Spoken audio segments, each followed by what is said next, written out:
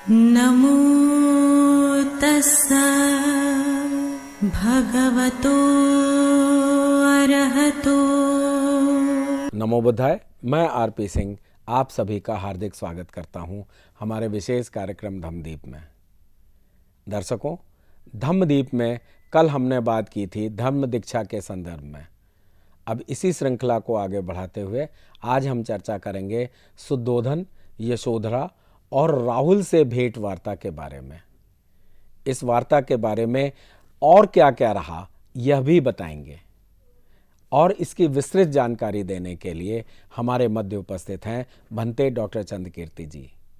आपने बुद्ध दर्शन में उच्च शिक्षा प्राप्त की है तथा आप देश विदेश के अनेकों सम्मानों से अलंकृत होने के साथ साथ अनेकों मंचों पर बुद्धिज्म पर अपने विचार रख चुके हैं। तो हम स्वागत करते हैं भंते डॉक्टर चंद्रकीर्ति जी का। भंते जी, आपका बहुत बहुत स्वागत है। नमो बुद्धाय। नमो तस्सा भगवतो अरहतो सम्मा संबुद्दस्सा। नमो तस्सा भगवतो अरहतो सम्मा संबुद्दस्सा।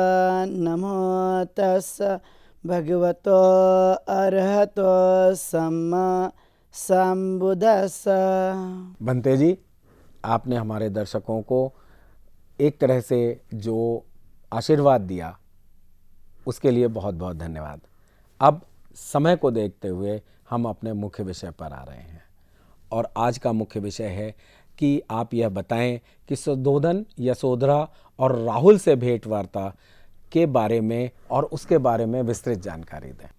बहुत बहुत धन्यवाद आरपी सिंह जी।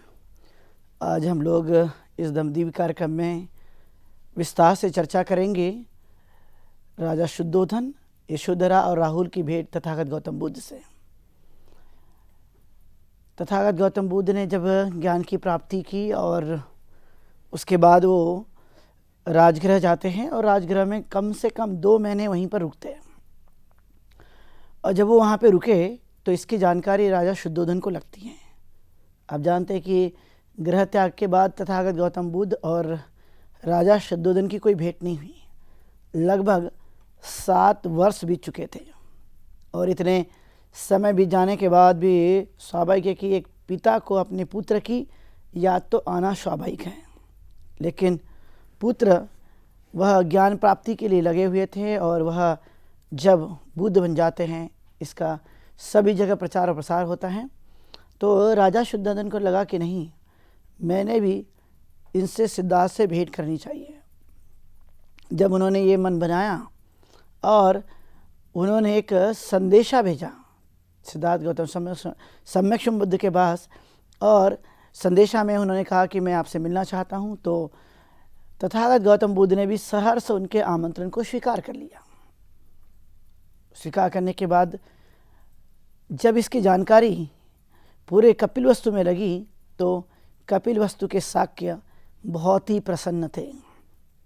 उनको लगा कि अब बुद्ध तो बन गए, लेकिन बुद्ध बनने के बाद ये वापस आ रहे हैं, इसलिए सभी के सभी काफ़ी प्रसन्न थे, आनंदित थे, खुश थे। उन्हें लगा कि अब तथागत गौतम बुद्ध अब ये घर आ जाएंगे तो अच्छा होगा। और ये उनके आगमन की सभी लोगों ने तैयारी की। स्वयं राजा शुद्धोधन वह रथ पर सवार होकर गए। उनका कपिलवस्तु के द्वार पर ही उनका स्वागत किया गया। वो रथ से उतर करके उनका आवभगत किया, उनको स्वाभाविक तौर पर एक सम्मान दिया, क्योंकि वो सिद्धार्थ नहीं बल्कि बुद्ध थे, इसलिए उनका स्वाभाविक ही सब लोगों ने सम्मान किया। महाप्रजापति गौतम ने भी उनका बड़ा सम्मान किया। राजा शुद्धोधन, महाप्रजापति गौतम ही दोनों ही बड़े खुश थे कि कम से कम ये हमारे नगर में आए हैं, हमारे घर भी आएंगे। तो ये उनके मन में खुशी का, एक आनंद का भाव उत्पन्न हो रहा था। और जब वो आते हैं तो आने के बाद में वह नगर में बड़े संख्या में लोग इकट्ठा होकर उनके स्वागत किया, उनको फूल अर्पण किए, उनका अलग अलग तरह से जो स्वागत हो सकता था वो सब कुछ उन्होंने किया। शाक्य कपिलवस्तु के शाक्यों ने तथागत गौतम भी जानते थे कि ये बहुत लंबे समय के बाद मैं वापस आया हूँ, इसलिए यह सब मेरे स्वागत की तैयारियां हैं। तो यह, चूँकि आप जानते कि तथागत गौतम बुद्ध के लिए सब सामान्य सी बातें थी। वह इस तरह से नहीं सोचते थे कि कोई मेरा स्वागत करे, कोई अपमान करे, ये तो कोई भावना नहीं उनके मन में थी। लेकिन आप जानते हैं कि अतिथियों का सम्मान करना ये भारत की हमारी प्राचीन परंपरा रही है। आहुनइयो पाहुनइयो दक्षिणइयो अंजलि करनियो, कि आए हुए अतिथियों का स्वागत करना, उनका सत्कार करना, उनको हाथ जोड़ करके नमस्कार करना, वंदन करना, ये भारत की हमारी प्राचीन सभ्यता रही है जिसमें सब लोग आदर करते हैं।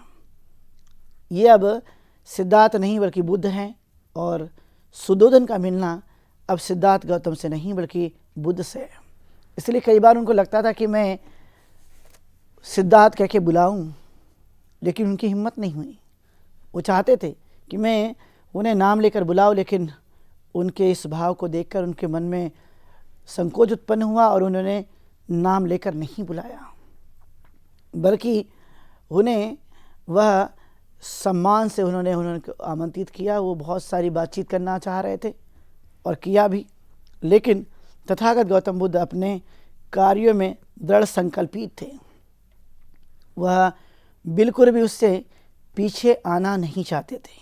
यह हमें एक खास बात हमें उनके जीवन से हमें देखने के लिए मिलती है।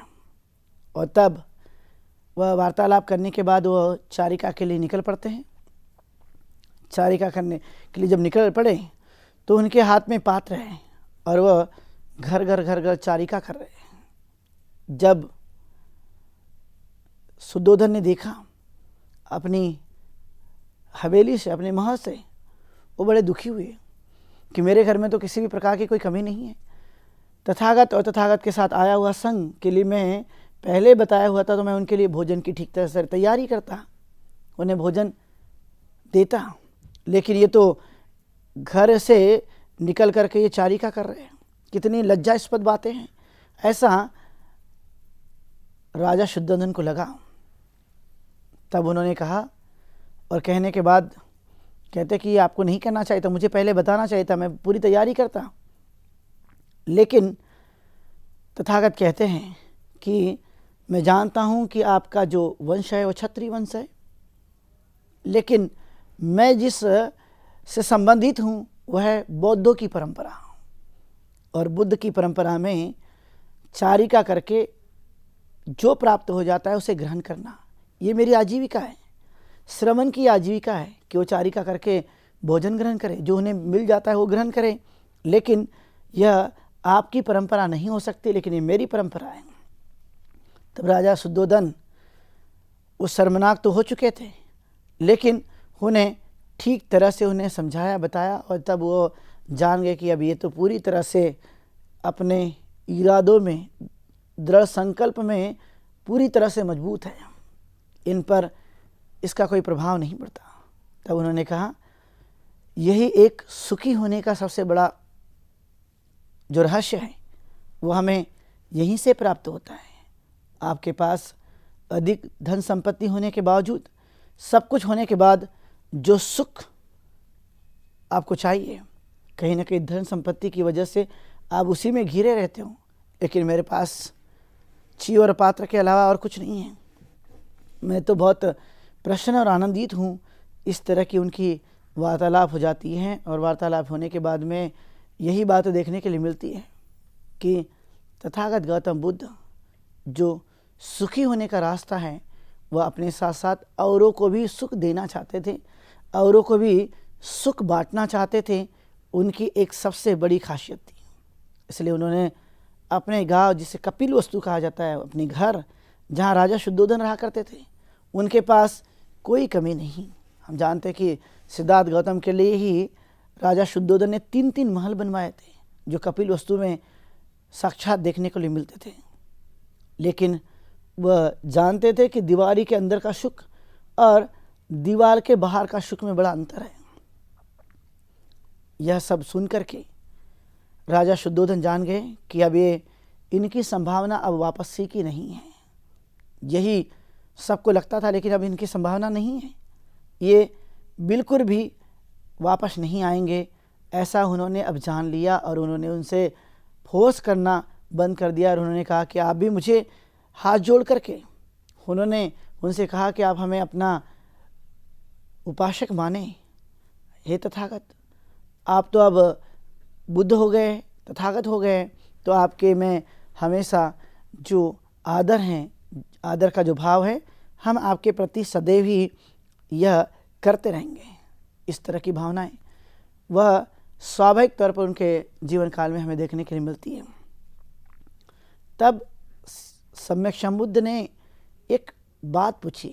सबको तो उन्होंने देखा कि राजा शुद्धोधन है, महाप्रजापति गौतमी है और भी शाक्य संघ या शाक्य कुल के लोग वहाँ मौजूद हैं, लेकिन उनमें से उन्होंने यशोधरा को बिल्कुल भी नहीं देखा। और जब यशोधरा को नहीं देखा तो उन्होंने यशोधरा कहाँ है ये प्रश्न पूछ लिया। जब प्रश्न पूछा तो उनका उत्तर था कि वो मिलने के लिए नहीं आ रही है, बल्कि वो चाहती है कि स्वयं तथागत गौतम बुद्ध वहीं पर जाकर उनसे भेंट करें, मुलाकात करें। तब तथागत गौतम बुद्ध वहाँ जाते हैं और जब उन्होंने देखा कि 7 वर्षों से यशोधरा ने भी नहीं देखा था, उनकी पवित्रता, उनकी कोमलता, उनकी श्रद्धा और उनका आनंदित होना, उनका तेजस्वी दिखाई देना, ये काफ़ी कुछ दिखने के लिए मिल रहा था। उन्हें तो लग रहा था कि मैं तथागत गौतम बुद्ध से लिपट जाऊं, क्योंकि वो उनके पति हैं। लेकिन जब वो गई तो उन्होंने उनके पैर पकड़ लिया। काफ़ी देर से पैर से लिपटी रही, लेकिन जब शुद्धोधन राजा आया तो उन्होंने देखा कि शुद्धोधन राजा आ गया है, तो उन्होंने उठकर खड़ी हो गई और एक बार बैठ गई और बैठने के बाद उन्होंने वार्तालाप किया। लेकिन तथागत गौतम बुद्ध, जो कि अपने कार्यों में बड़े सर्वश्रेष्ठ और बहुत ही निपुण थे, उस सर्वश्रेष्ठ की भावना, निपुणता की भावना हमें देखने के लिए मिलती थी। और अलग अलग तरह के वार्तालाप होने के बाद यशोधरा तो पहले ही कह चुकी थी कि आप यदि अच्छे कामों के लिए जा रहे हो तो मेरा क्या साथ हो सकता है, मैं आपकी क्या मदद कर सकती हूँ, यह पहले ही उन्होंने कहा था। लेकिन आप जानते हैं कि मनुष्य की कोमलता, मनुष्य की भावुकता, मनुष्य के अंदर में वो स्मरण जो हमेशा बिताए गए पलों को हमेशा याद किया जाता है, तो वही यशोधरा के मन में भी वही इस तरह की भावनाएं थी।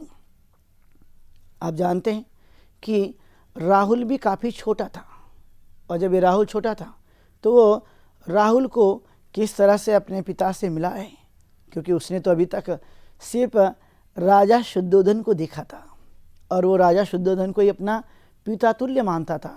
उन्हें नहीं लगता था कि कोई उनका पिता है, क्योंकि बाल्यावस्था में ही वो चले गए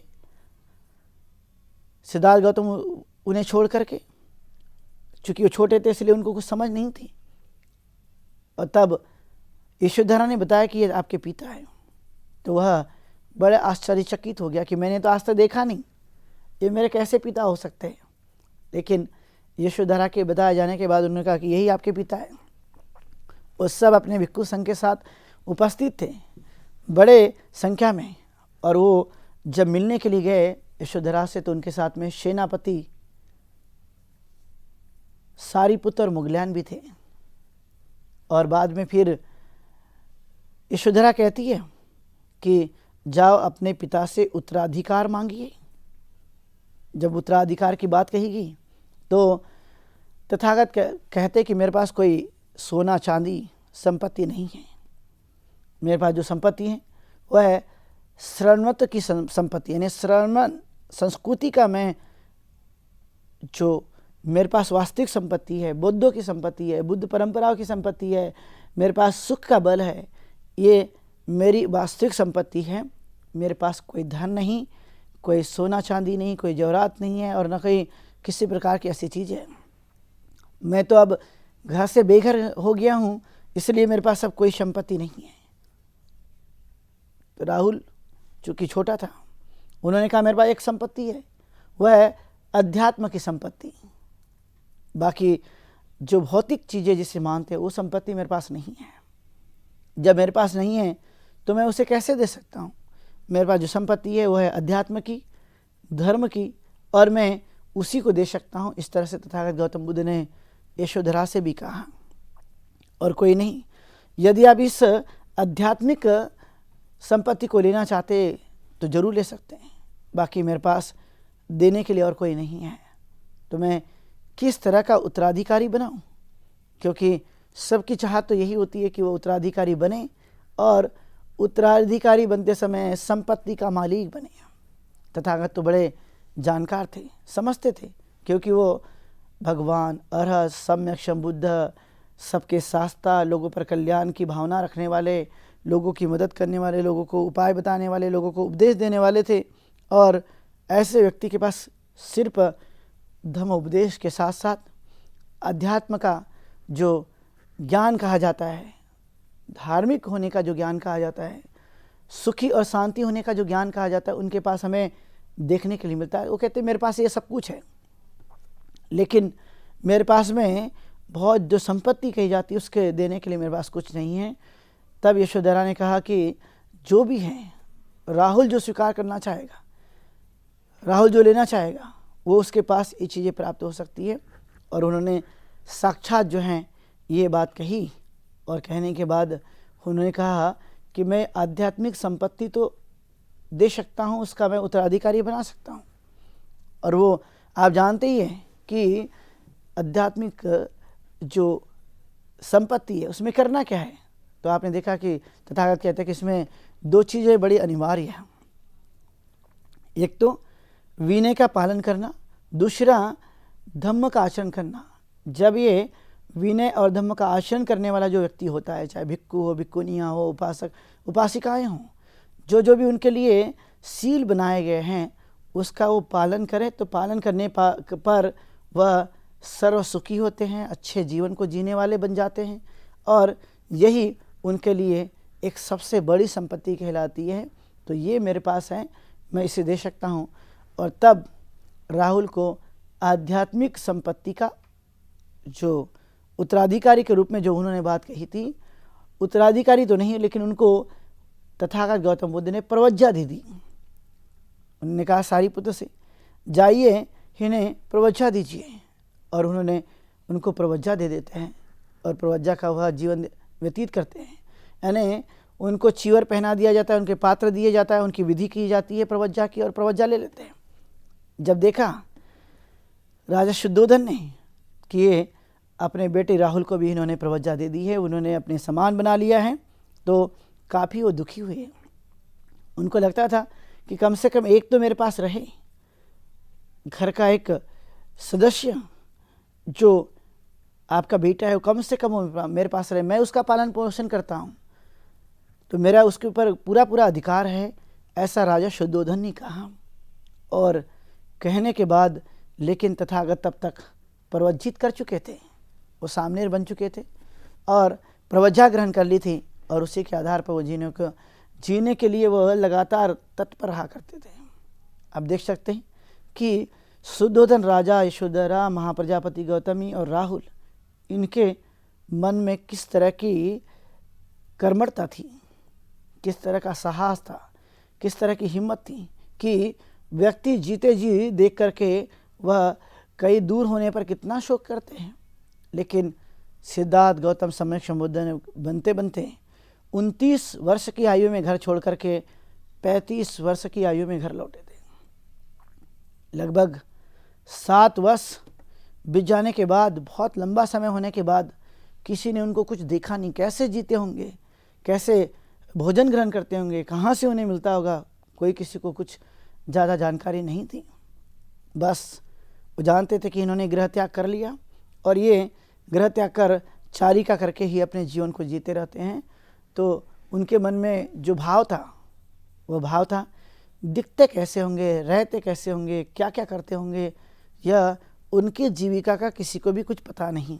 क्योंकि सर्वसामान्य तरह से जब हम देखते हैं तो देखने के बाद पता चलता है कि वो किस तरह से उनकी डेली रूटीन होती है, और वो डेली रूटीन में क्या क्या करते हैं हमें सबको पता रहता है। लेकिन एक ऐसा व्यक्ति जिसने गृह त्याग कर दिया है, और गृह त्याग करके भिक्खु का जीवन जी रहा है, प्रवज्जा का जीवन जी रहा है, अरहत और सम्यक संबुद्ध बन चुके हैं, उनका तो जीवन ही अलग है। चूँकि वो रात दिन एक करके अपने पुरुषार्थ को वो करते रहते हैं, और करने की वजह से वह अपने जीवन में सुख हासिल करते रहते हैं। इसलिए तथागत ने कहा कि अध्यात्म की ताकत, जिसे हम वह स्पिरिचुअलिटी कहते हैं या जिसे हम धार्मिकता कहते हैं, जहाँ पर मन चित्त निर्मल बन जाता है, पवित्र हो जाता है। और जब ये पवित्र हो जाता है तो आप देखते हैं कि तथागत की काया और मन और वाणी भी पवित्र थी। इसलिए वह किसी को वह हानि पहुँचाए, दुख पहुँचाए, कष्ट पहुँचाए, ऐसे शब्द का, ऐसे शरीर से या मन से भी कोई विचार उनके मन में उत्पन्न नहीं होता था। वो सदैव कल्याणकारी भावनाएं, अच्छी भावनाएं, लोगों का उद्धार करने में वो सदा लगे रहते थे। ये बात उनके अंदर में हमें देखने के लिए मिलती है। और जब उन्होंने ये चीज़ देखी तो देखने के बाद हमें पता चलता है कि ये कौन सी ऐसी शक्ति थी जो तथागत गौतम बुद्ध खुद स्वयं ने, उन्होंने ये बड़ा अच्छी तरह से धार्मिक जीवन को अपना लिया था। और वो व्यतीत करते करते वह स्वाभाविक तौर पर अच्छी तरह से जीवन को जीते थे, क्योंकि जो उनका भौतिक जीवन जिनका उन्होंने त्याग कर दिया था, और सामान्य एक ऐसे आदमी की तरह जिनके पास कुछ नहीं, लेकिन ये शरणमत का जीवन, जिसे हम उपसंपत्ति प्रवज्जा का जीवन, बुद्ध का जीवन जिसे मानते हैं, वो खुले आसमान में एक शांति देने वाला जीवन की तरह होता है, जहाँ भय नहीं, जहाँ कष्ट नहीं, जहाँ पर किसी प्रकार का दुख नहीं, बल्कि वह सुख की कल्पना करते हुए सुखी जीवन जीने के लिए वह आगे बढ़ जाते हैं। यही एक बड़ी बात देखने के लिए मिलती है। तब तथागत गौतम बुद्ध राहुल को बड़ी अच्छी बात समझाते हैं। उन्हें कहा, राहुल, व्यक्ति को मजाक में भी असत्य नहीं बोलना चाहिए या झूठ नहीं बोलना चाहिए। मजाक भी हो जाए तब भी झूठ ना बोला जाए, क्योंकि झूठ बोलना एक गंदे पानी की तरह है। जैसे कोई गंदा पानी है तो क्या मैला पानी कोई ले सकता है? तो राहुल से पूछने के बाद राहुल ने कहा, नहीं लिया जा सकता। क्या उसे पसंद कर सकते हैं? उन्होंने कहा, नहीं किया जा सकता। क्या इसका इस्तेमाल किया जा सकता है पीने के लिए, कपड़े धोने के लिए, घर के उपयोग करने के लिए? तो उन्होंने कहा, बिल्कुल नहीं किया जा सकता। वैसा ही जब वाणी अपवित्र हो जाती है, जब काया अपवित्र हो जाती है, जब मन अपवित्र हो जाता है, तो क्या वो उपयोग करने लायक बचेगा? तो उन्होंने कहा, नहीं। उसी तरह से असत्य वचन जो व्यक्ति के द्वारा बोला जाता है, तो उन्होंने कहा, राहुल, कभी भी असत्य शब्द का इस्तेमाल नहीं करना चाहिए। वह गंदे मैले पानी के समान हो जाता है जीवन। इसलिए उन्होंने कहा कि आप अपने जीवन में एक गाड़ बांध लें, और वो गाड़ बांधने के लिए यह निश्चय कर ले कि नहीं, मैं अपने जीवन को धार्मिकता के आधार पर जीने की मैं कोशिश करूँगा। जब ये मान लेंगे, जब आप इस तरह से ठान लेंगे, तो आपके इर्द गिर्द भी दुख या अलग अलग तरह की समस्याएं बिल्कुल भी आपके इर्द गिर्द नहीं रहेगी, क्योंकि इंसान ही है जो इन चीज़ों को बढ़ाता है, इन चीज़ों को पीछे करता है। यह स्वाभाविक तौर पर आपको देखने के लिए मिलेगी। और ये सब वार्तालाप आप देखते होंगे कि उन्होंने अपने घर यानी कपिल वस्तु में आकर भी उन्होंने इस तरह की वार्तालाप की। जी तो चाह रहा था राजा शुद्धोधन का, यशोधरा का, उनके बेटे राहुल का, कि वह शुद्धोधन के घर पे ही तथागत गौतम बुद्ध रहे हमेशा के लिए, वो क्यों छोड़कर जाए। लेकिन वह एक बार निकल चुके थे, एक बार उन्होंने अधिष्ठान कर लिया था, लेकिन प्रथम बार 7 सालों के बाद आने के बाद भी उनका यही भाव था, उसमें कोई अंतर नहीं आया है। जैसे पहले गए, उसके बाद 7 सालों के बाद लौटने के बाद भी तथागत गौतम बुद्ध का वही भाव था कि मैं संसार के दुखों को दूर करने का जो मैंने ज्ञान खोज कर निकाला है, उस ज्ञान को मुझे सभी जगह फैलाना है, सबको बताना है, सबके जीवन में परिवर्तन लाना है। यह स्वाभाविक तौर पर उनके अंदर से निकली हुई बातें रहती थी।